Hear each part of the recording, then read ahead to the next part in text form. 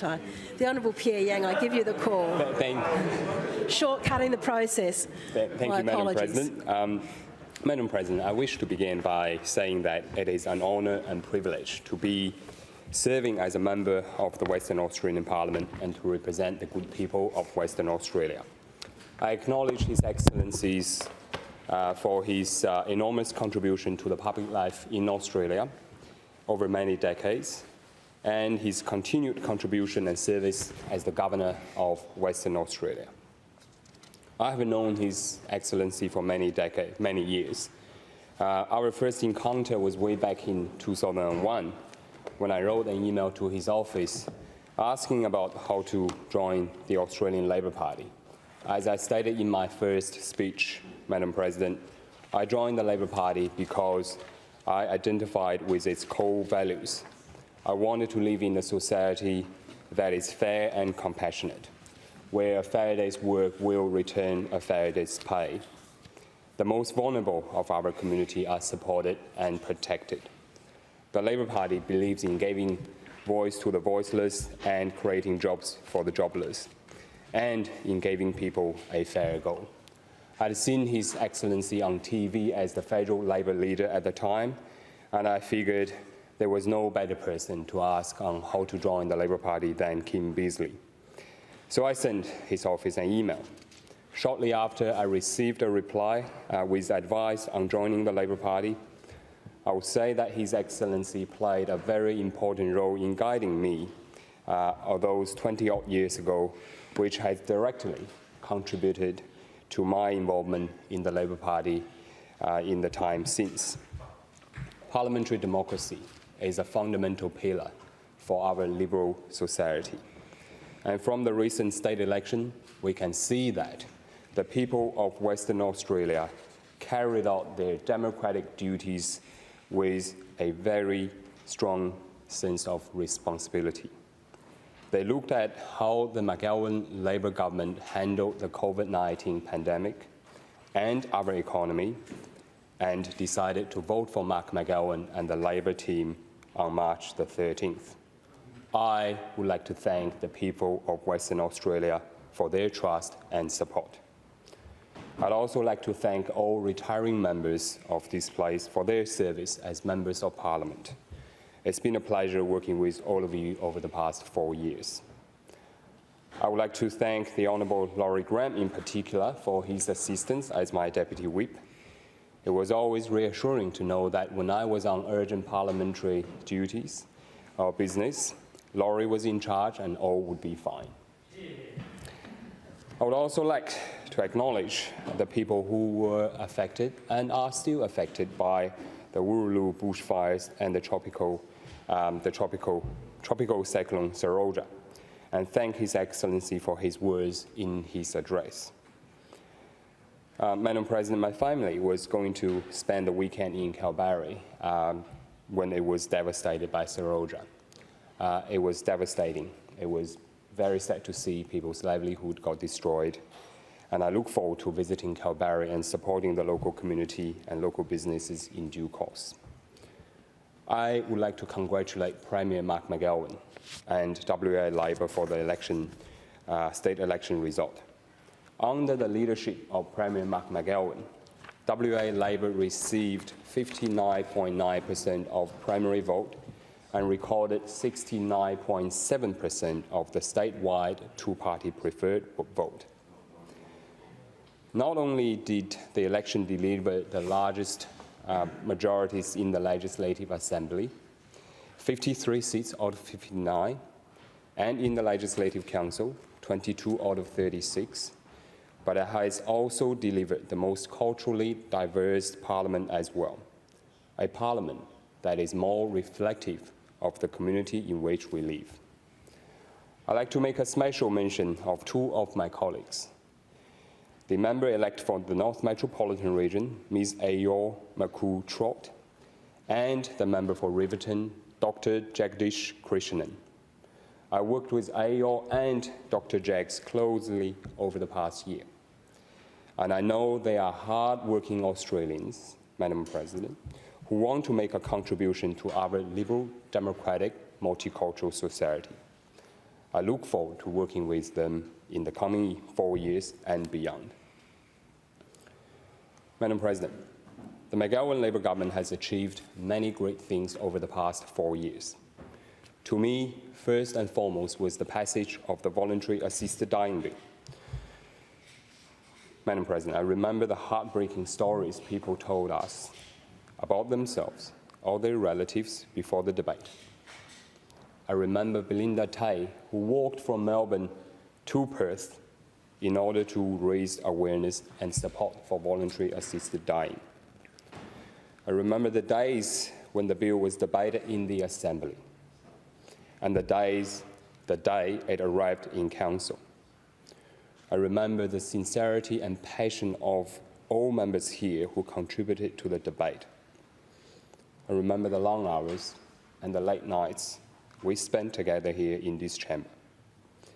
And of course, Madam President, I remember the day when it was ultimately passed and became law for all vulnerable Western Australians who need it.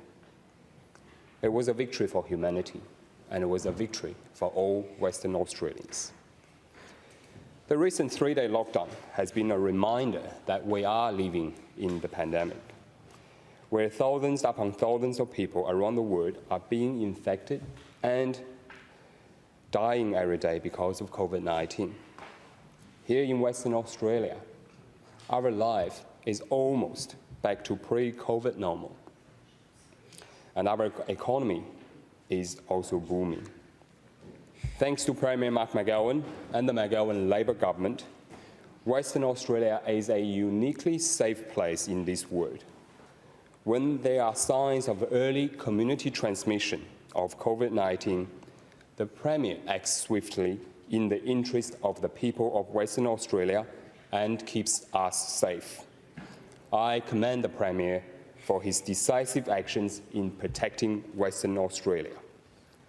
As we have heard from the Governor, managing COVID-19 pandemic will be an important task for the re-elected McGowan Labour government in the coming years. By keeping Western Australia safe, we can ensure Western Australian economy stays strong. As His Excellency said, WA is the only state with a forecast operating surplus. Madam President, globalization has provided many benefits for Western Australia and Western Australians.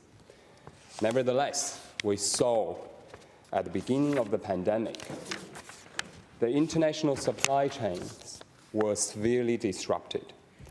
All of us know that we need more manufacturing in Western Australia and more manufacturing jobs in Western Australia for Western Australians.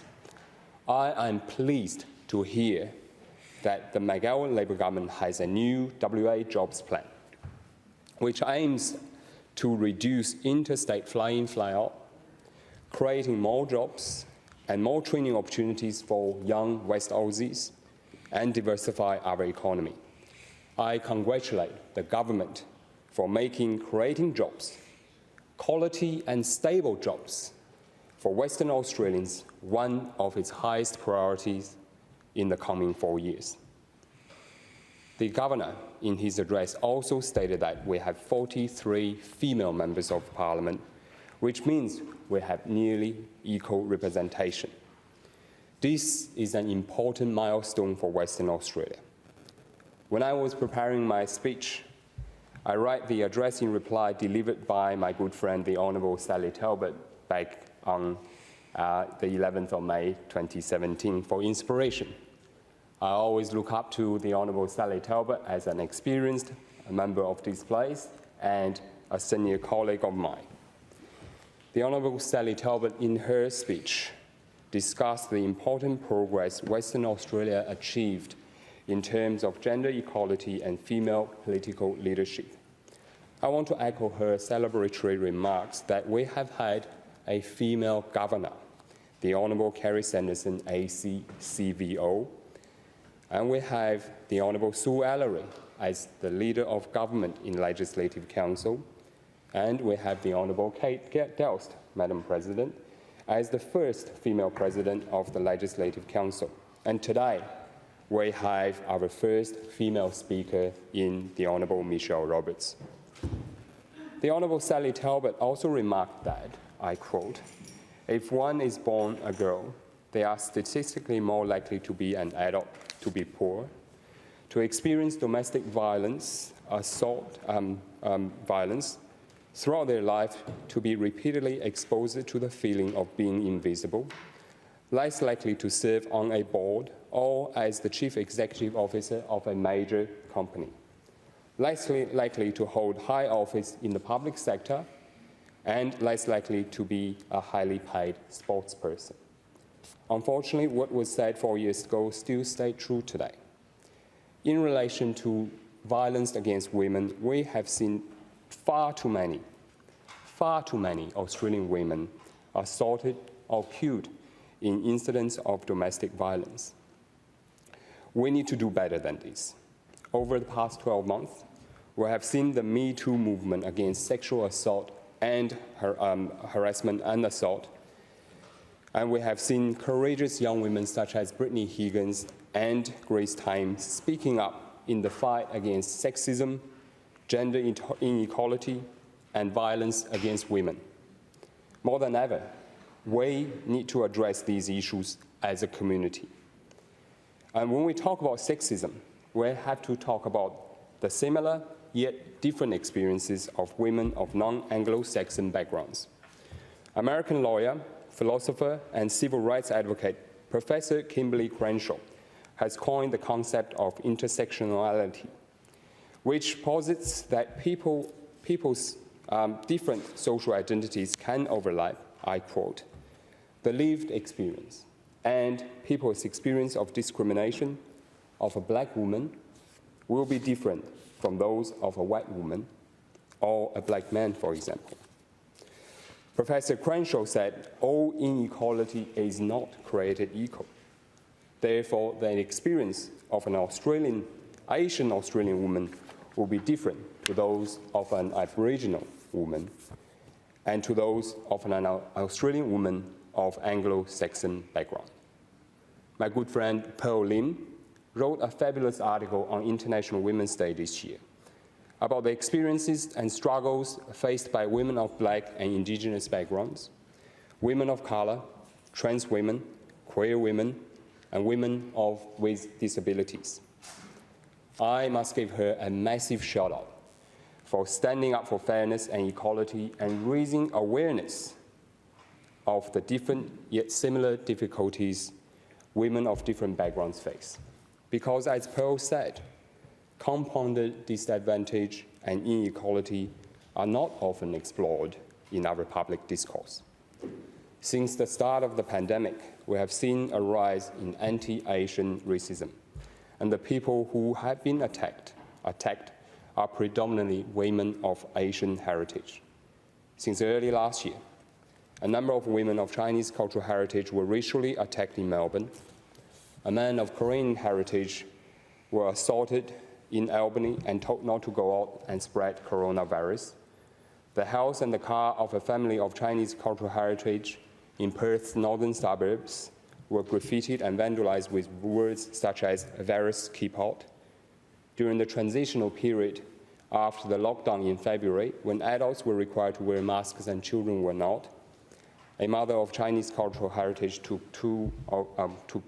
her two children to a shop in Perth South and was yelled at because her children didn't wear masks. And recently, we saw a third-generation Korean Australian told to, I quote, "go back to China," while it's waiting in a medical clinic in Canning Vale. The Lowy Institute, in its recent report, found that 1 in 5 Australians of Chinese cultural heritage were physically assaulted or threatened with violence in the past 12 months. It was further found that 1 in 3 said they had been called offensive names because they were of Chinese cultural heritage. And more than 1/3 said they had been treated differently or less favorably because of their background. Madam President, while it is concerning to learn these racial attacks and findings of the Lowy Institute report, I am encouraged by the strong stance taken by Premier Mark McGowan, Minister Paul Papalia, and the Labor government of Western Australia against racism. I vividly remember the day Premier Mark McGowan, in a number of his